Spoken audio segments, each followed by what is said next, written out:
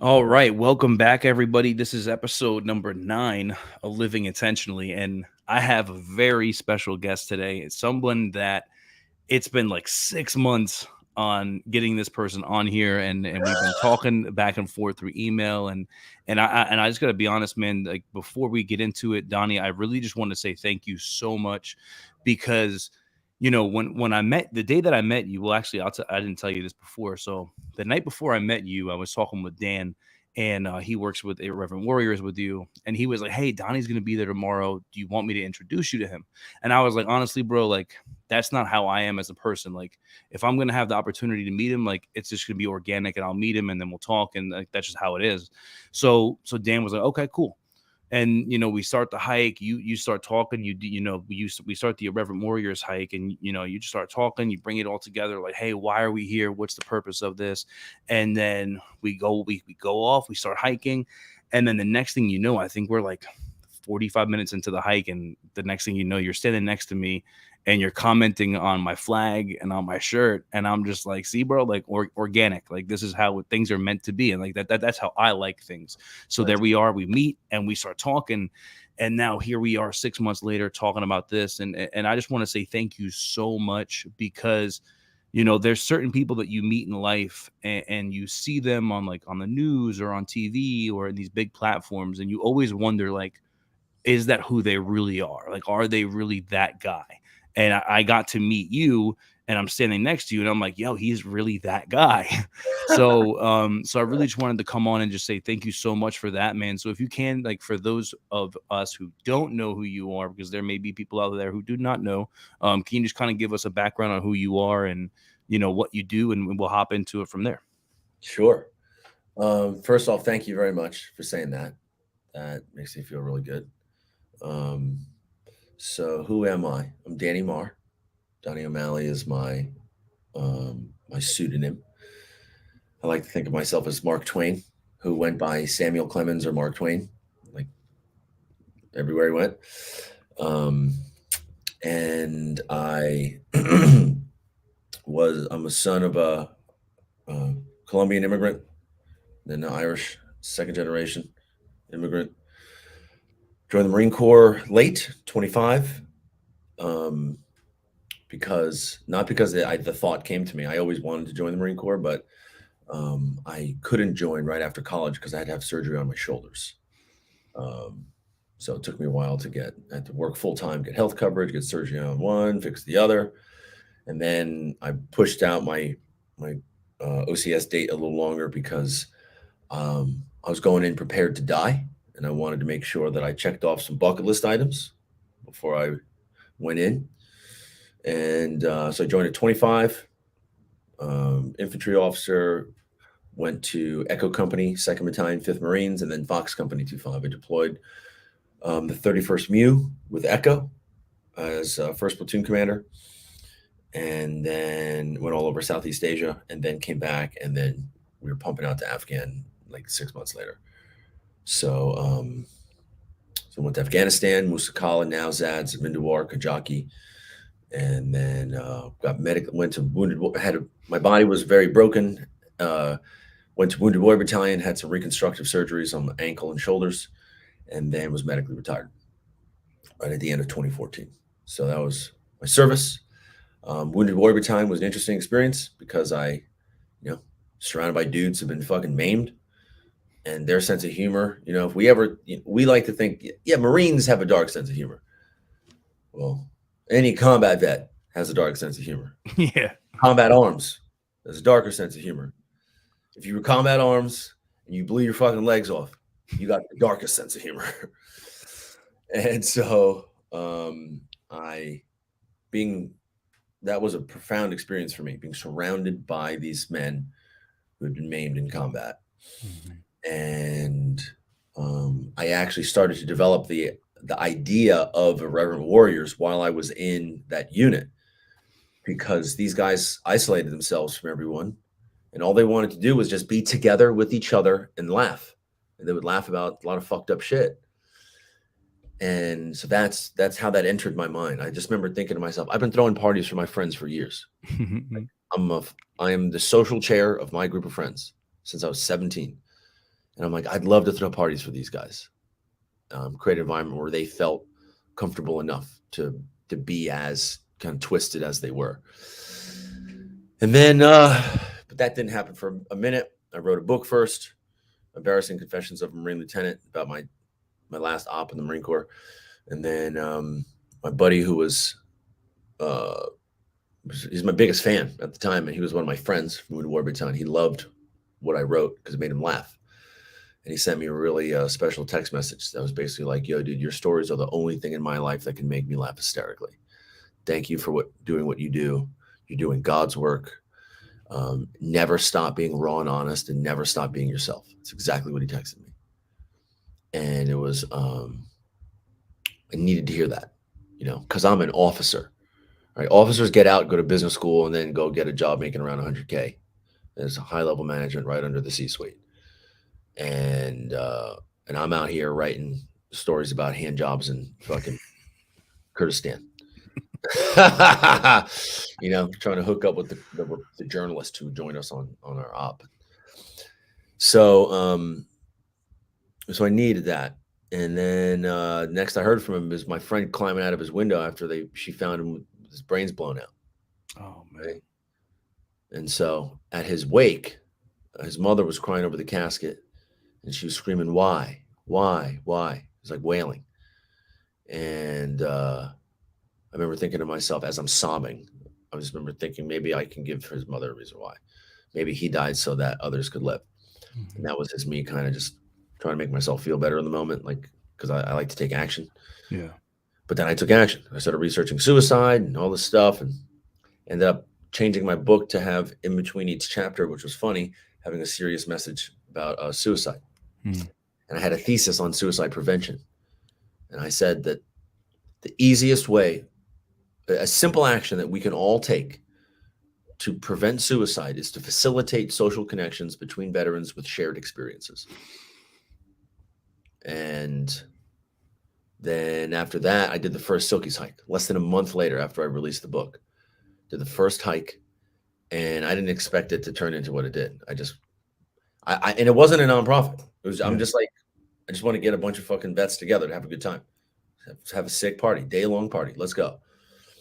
And then it fucking blew up.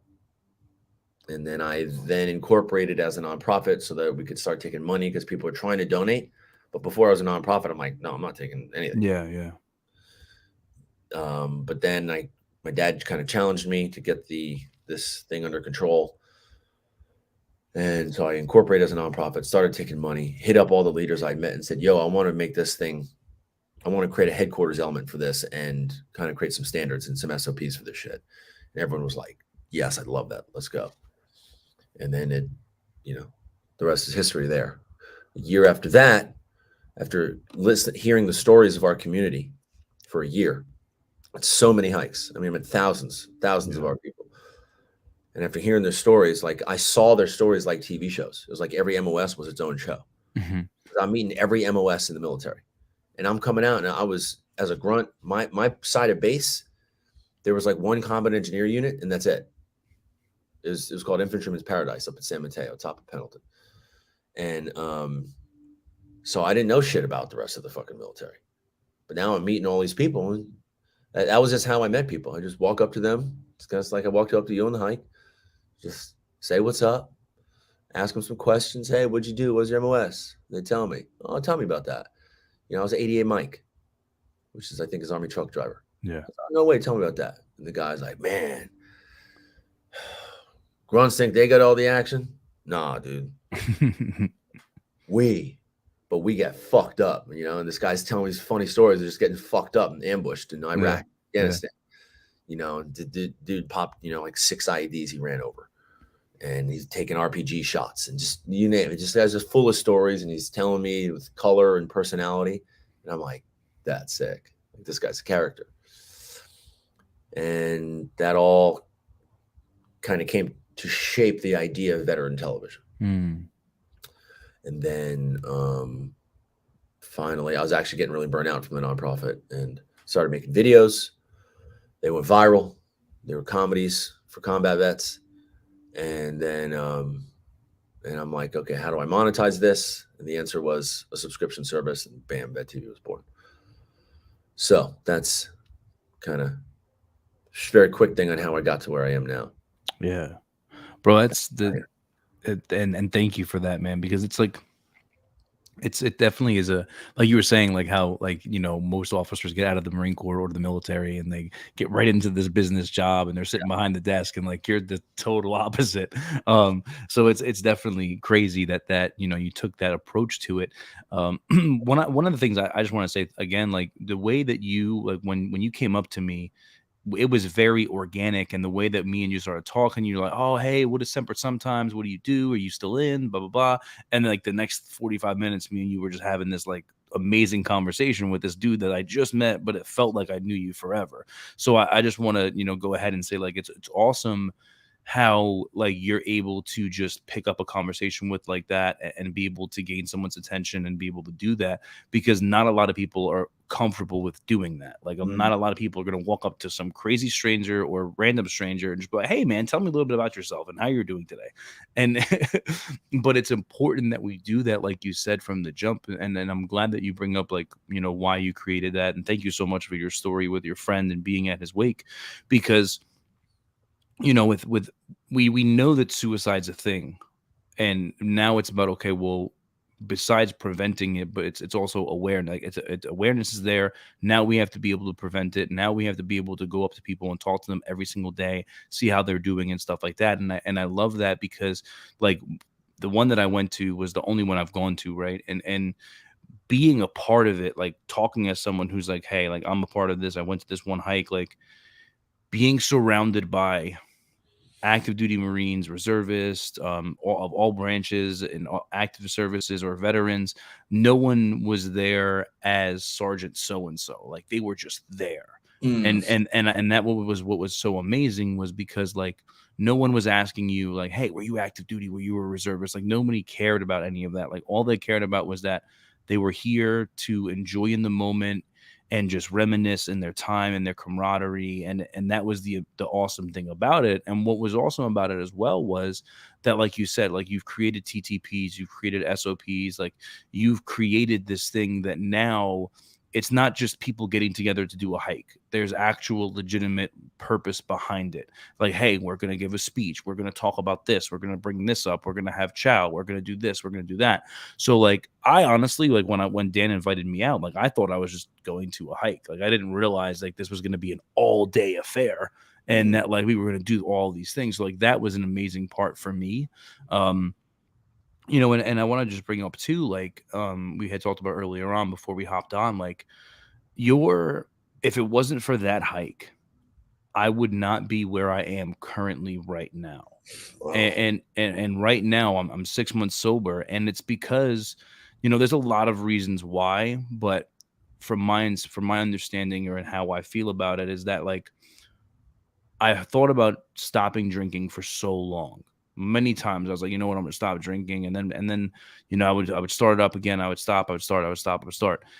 And then you gave this speech at the very end of the event, and I don't remember exactly how it went, but essentially you had asked everybody to raise their hand, and you were like, hey, is anybody right now under the influence? You and everybody, like, a couple of people, like, raised their hand or whatever, and you were like, listen, I'm not mad at you if you are, but you were like, the next time we do an event, I strongly recommend that you come here not under the influence.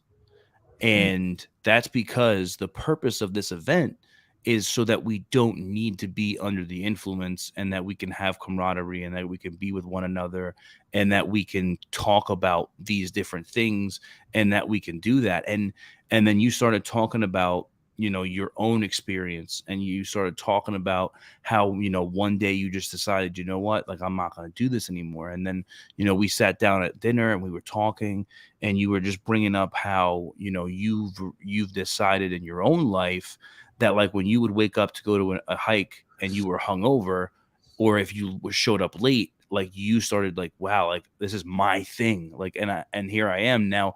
So as you're telling the story, and then me and you later on that night, we ended up having I had my last beer drink with you. As we were talking about it, like your story and how you were just explaining why you decided that you weren't going to pick up a drink again, it made me look at my life, and I was like, bro, like he's so right. Like there's so many times in my life that I've lost to being inebriated. There's so many times in my life that I've woken up hungover and I don't want to go do this, or I just feel like crap the next day. So like just having that conversation with you led to me deciding that that was the last day I would ever have a drink. And now 6 months later, I haven't had a drink since. Fuck yeah. So like I just wanted to thank you for that. But like, so I want to talk about that, right? So how does Donnie live intentionally daily? Like how do you get everything done with what you deal with? How do you, start your day, and how do you make sure that you get the most out of your day? Fucking love this question. Thank you for the kind words, by the way. So, how do I live intentionally? Is I set an enormous amount of goals for myself. I'm at the point in life where I am addicted to and obsessed with my goals and the pursuit of my goals. So I'll just give you some examples. One goal has to do with my company and ensuring that my company is set up for success forever so that it can exist without me.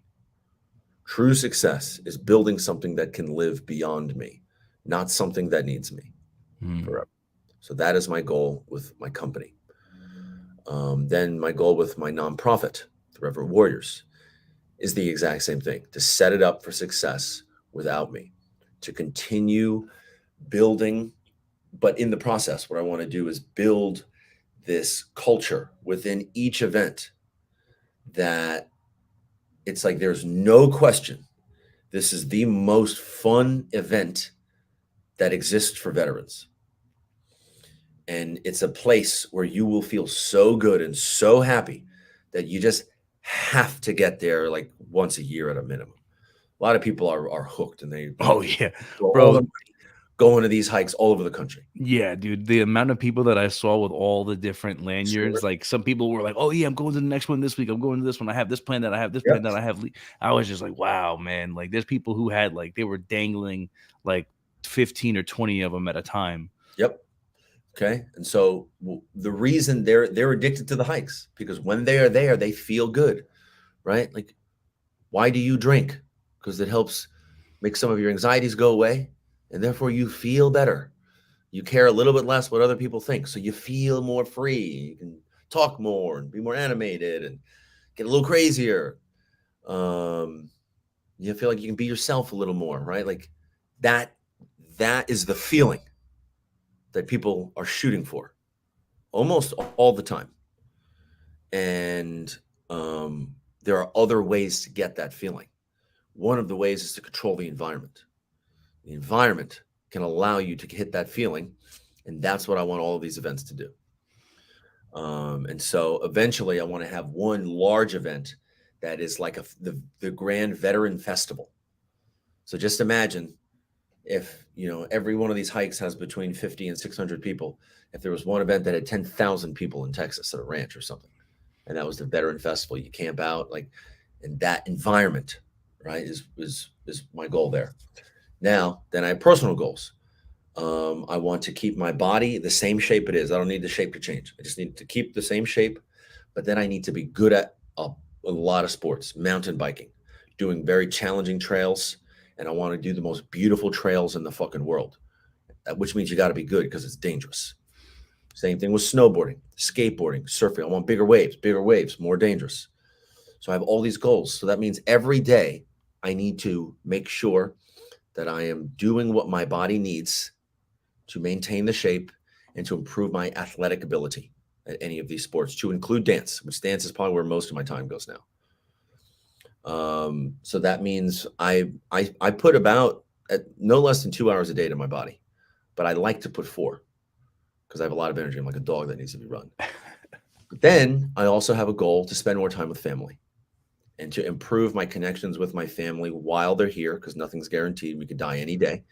So I, at least one night a week, I go visit my brother and his wife and their kids, or my mom, dad, and grandma.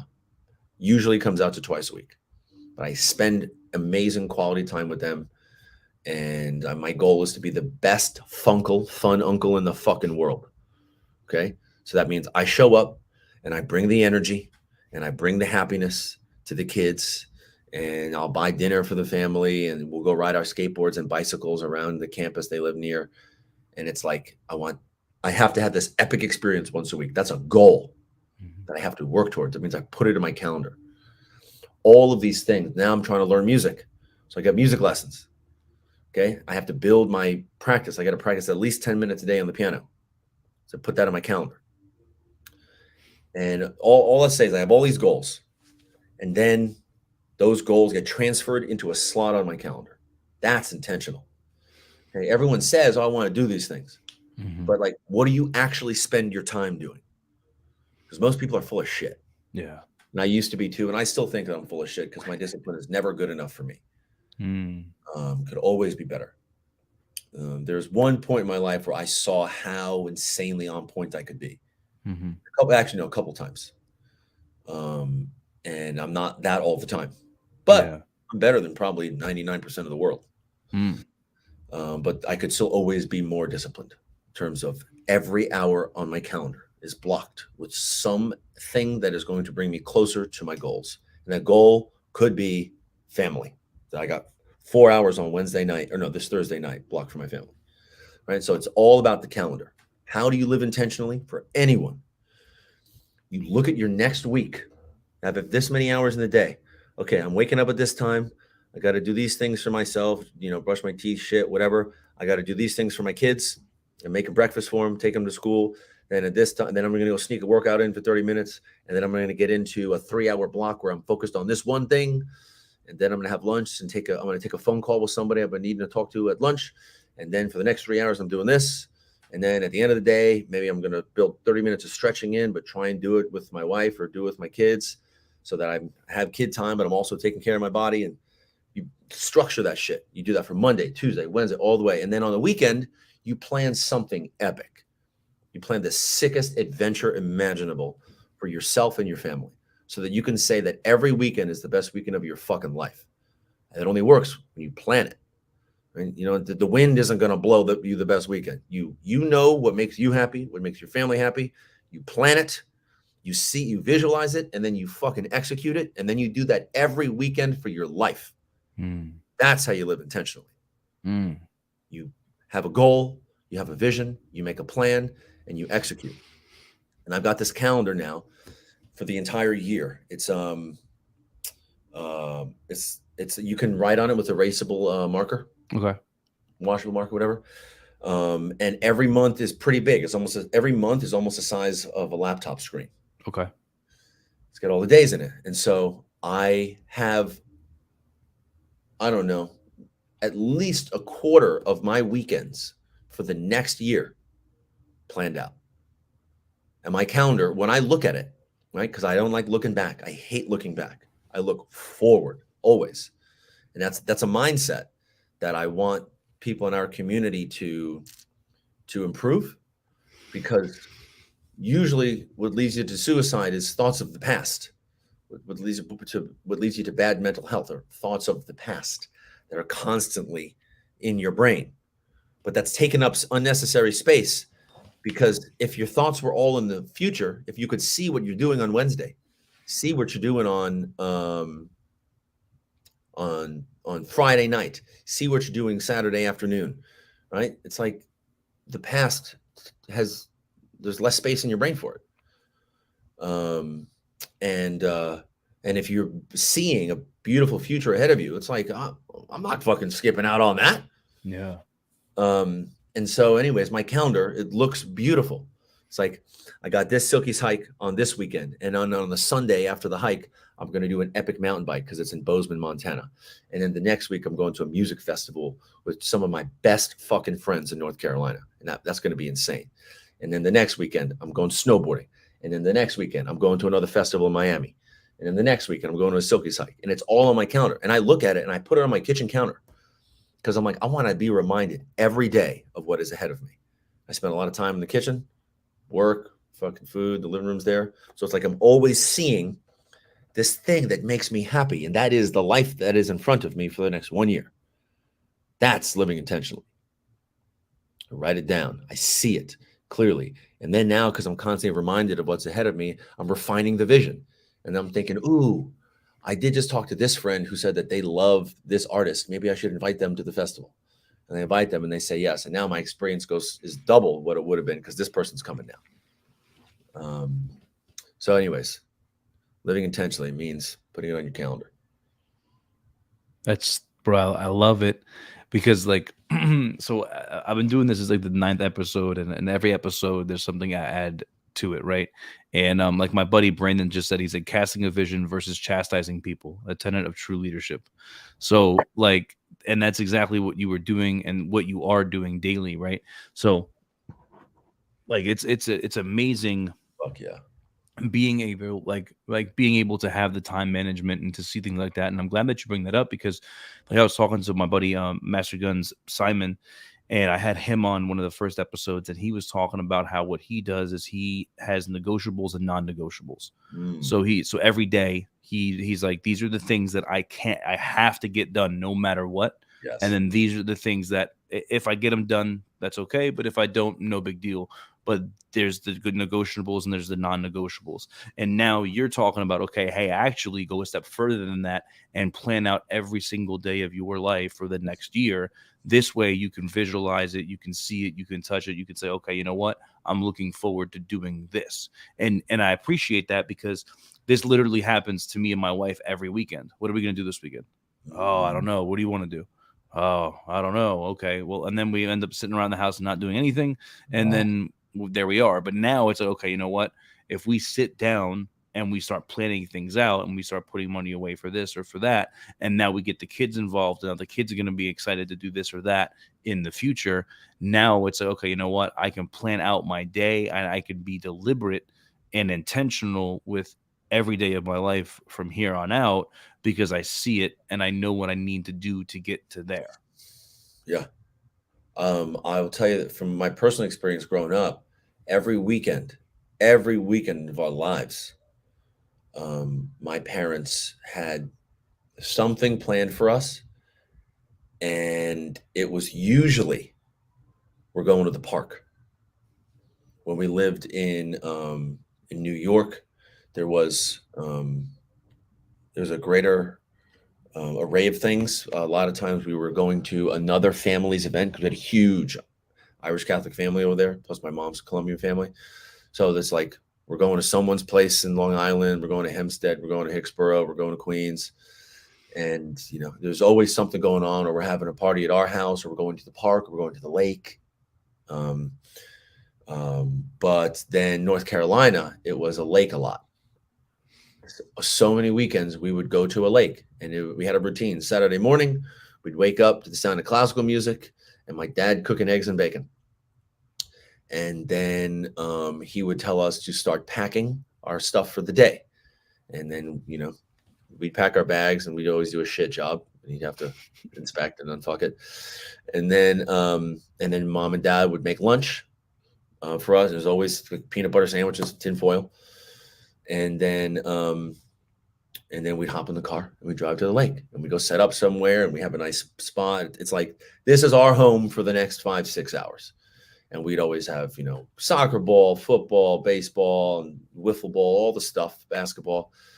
And we just go play for 5-6 hours and jump in the water, maybe try and catch a fish with catching the minnows in a net, and then casting the minnow on a line and a regular stick, not even a pole.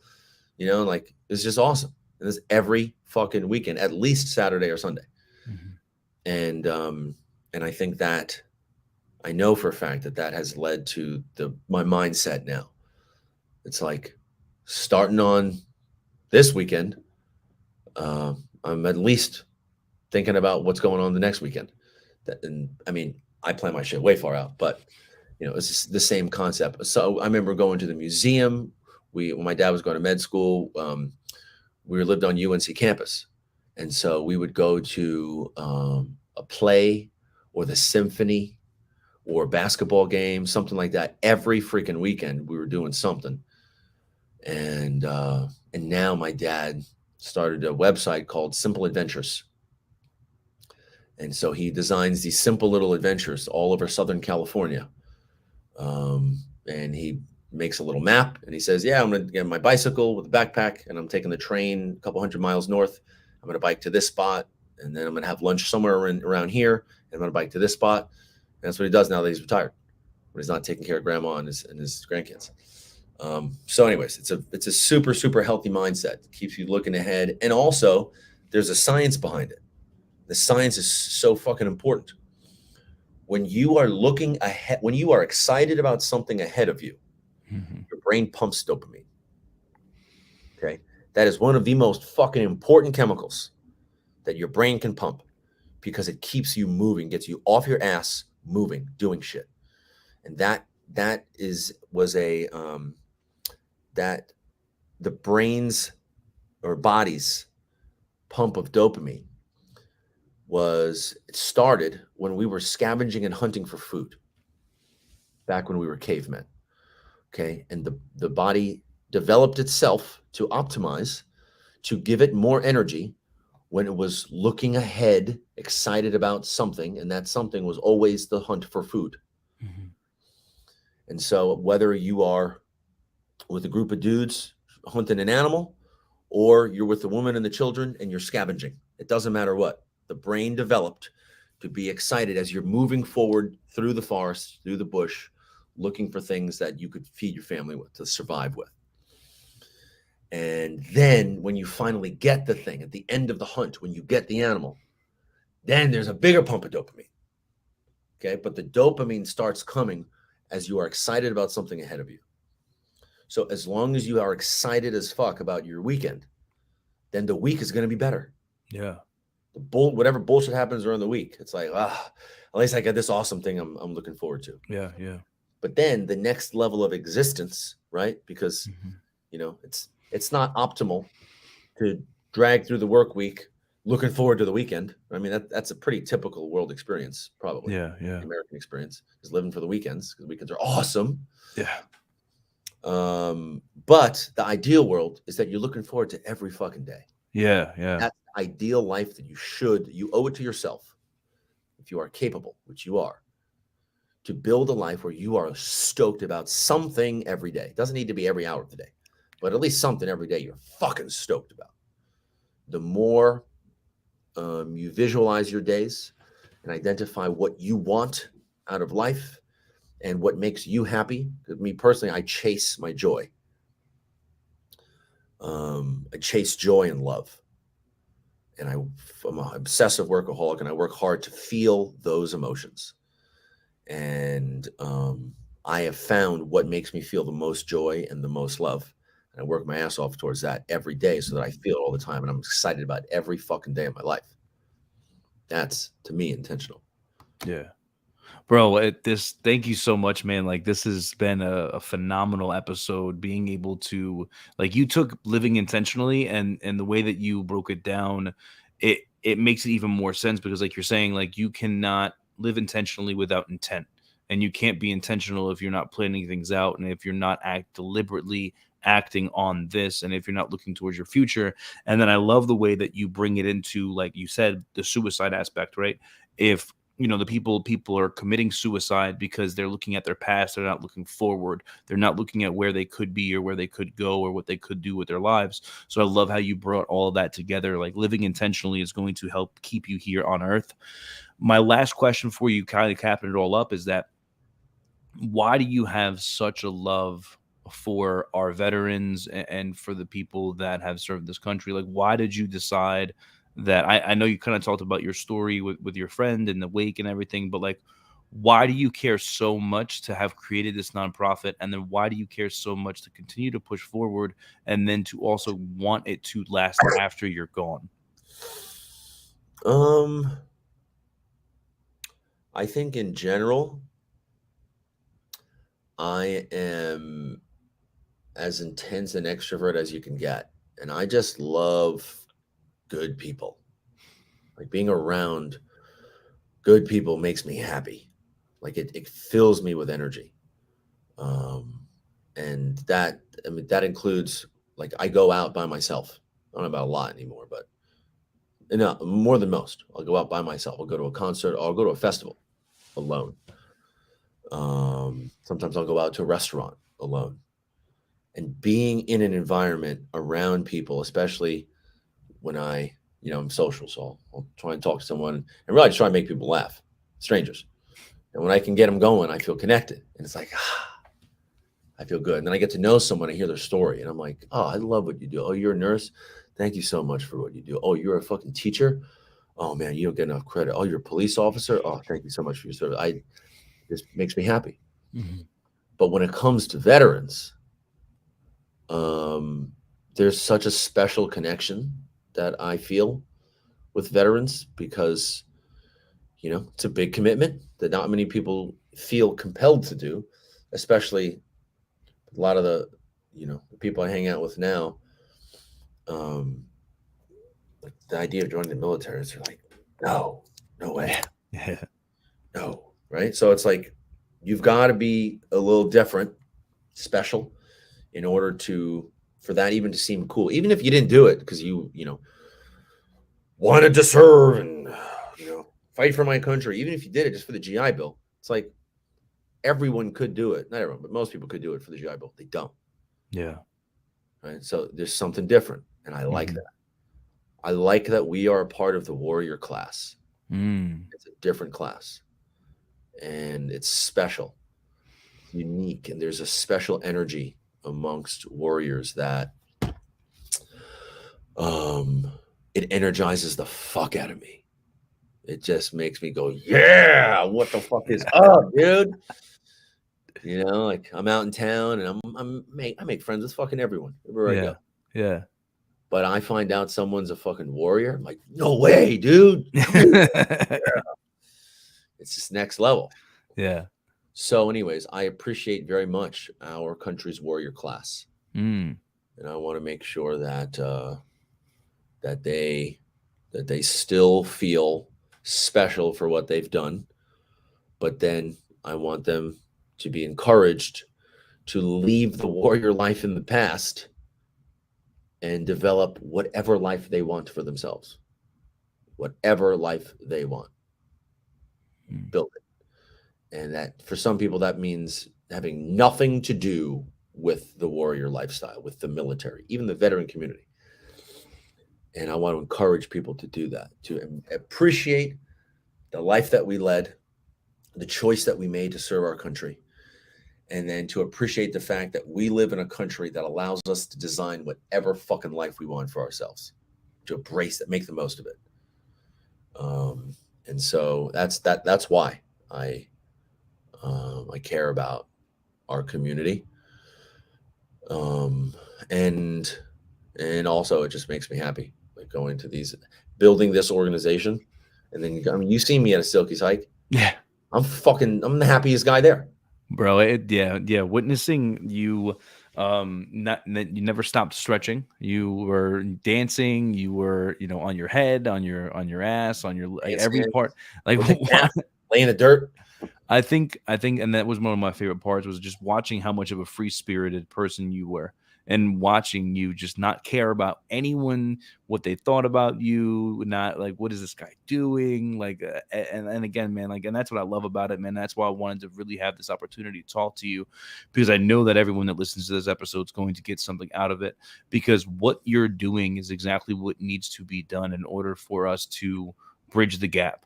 And in order for us to be able to help people stay here connected in our community and be able to keep people here alive. And I just want to thank you again for that, man. And closing it up, do you have any last words or anything that you want to say to the people out there? And that's it. Fuck, man, I've talked a lot. You asked me some shit that got me going. Um, but is there anything? No, just think about everyone needs to develop the ability to find what makes them happy and feel good, and then do it without caring what other people think, because that held me back for a huge part of my life. And I think I know that's because, just, as you saw, I'm just a fucking, like, weird, flamboyant, ADHD riddled dog. And my whole life, people have thought that I was gay or on drugs or just fucking weird. And knowing that people thought those things about me, that, people be like, dude, is he fucking gay? Just knowing that people were thinking that and saying that, that made me close up. That made me not be me. And I resent that very much. And I know for a fact that is the majority of military men. Majority of military men, their personality is not as big as it could be because they're afraid of what other people would think. They're afraid of their friends ripping on them. Afraid of anyone. You're just a stranger, which is the craziest thing. Like, strangers. Like, when we go to a restaurant, we care that this couple over here keeps looking at us. We care. Yeah. It's like, Bro, why? it's so, dude, you're so right, man. Like, you're so right, man. Why? Like, because there's so many people that just care so much about the people to our left and to the right of us, and then especially when you get into the Marine Corps, the military in Oh, general, you then you're have surrounded by these other people, and you're like, oh my god, like, what does this person think about me? What does this person think about me? And it's just like you have this, like, you feel like you have to live up to this persona, or yes, you feel like you have to live this way, and then yes, all of a sudden you have this realization, like, bro, it doesn't matter what any of those people think. I need to just be me. And then you begin to realize, okay, well, what is me? What do I like to do? Where do I like to be? Where do I like to go? And bro, wow. I identify so much with that because there's so yeah, many things in life that I've realized that, like, yeah, maybe this person doesn't like that type of music, but guess what? I do.